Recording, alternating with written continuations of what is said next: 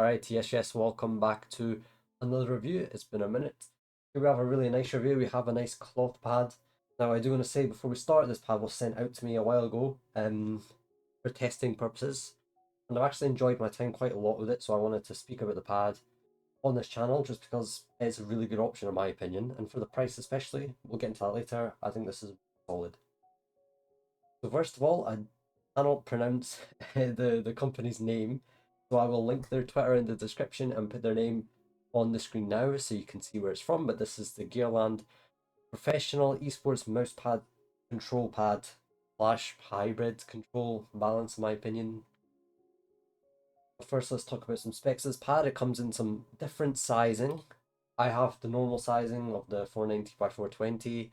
They have two different bases as well.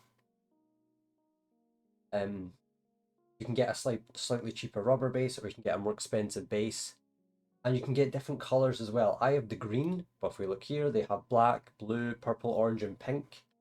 So some great variety, and there's a lot of choices of what pad you want to get. And I want to say quickly, this is really cool as well. This pad, I believe, was actually developed with Kang, the Valorant player and champ from EDG. I think that's really sick. So let's see what he cooked. So let's talk about the surface, the most important part in my opinion. It surprised me with how nice it felt. I've been really on like just maining glass pads, and whenever I play on cloth, it's usually for testing purposes, but I was just playing on this because I enjoyed playing on it. It felt really nice.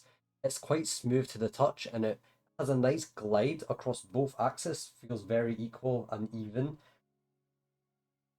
And it feels balanced, leaning towards control. As I said earlier, they call it like a control hybrid pad.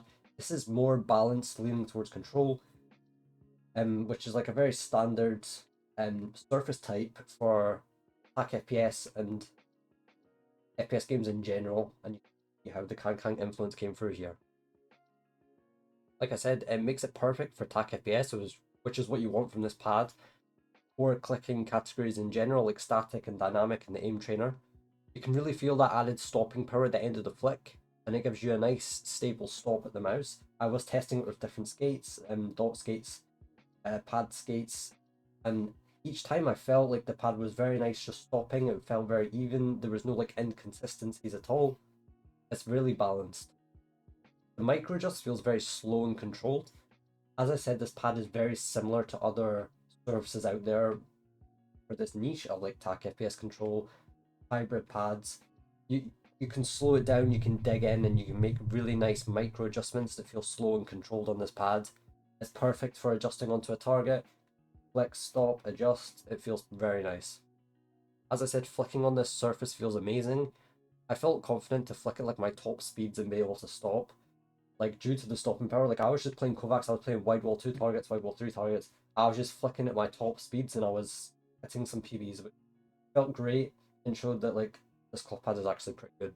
So I keep saying it, this pad is really perfect for tac-fps and clicking. But how does the pad like hold up in like faster movements and tracking based scenarios? I didn't feel any tugging across the surface, both axes, nothing. Like I said, it feels very even, and I feel like pad overall has a great balance to it. The control tracking was very nice. It was a great plus. Control tracking is like the craze of aim training at this point in time.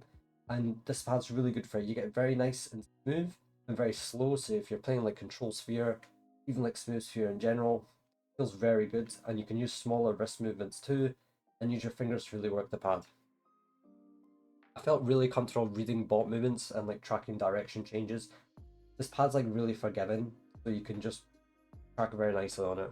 So overall, the quality of the pad is like also really great. I do want to speak about the edgeless stitching style. This is actually the first time personally I have used a pad with the edgeless stitching style, and I wanted to see how it would hold up. Like, okay, out the box it looked great, it felt great. How would it hold up? Would it fray or anything like that? I had no idea.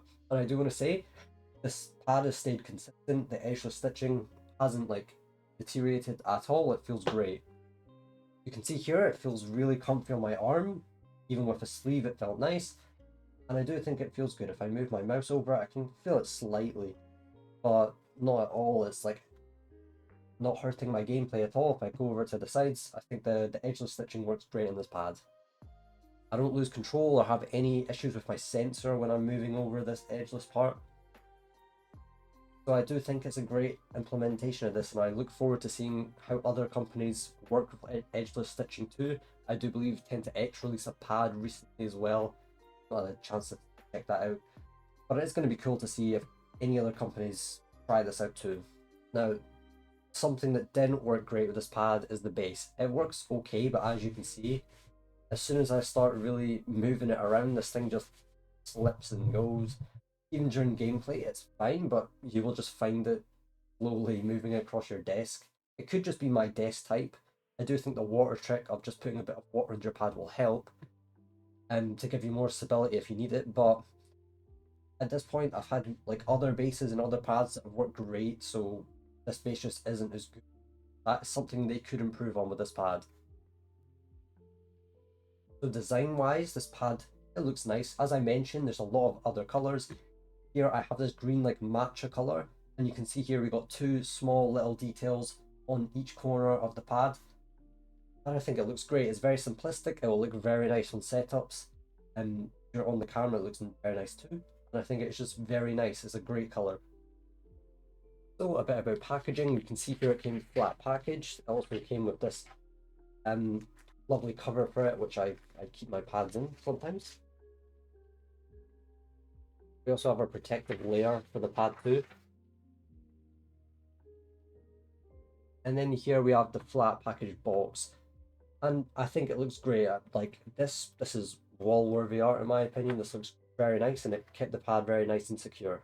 So absolutely no issues with it at all. So who is this pad for?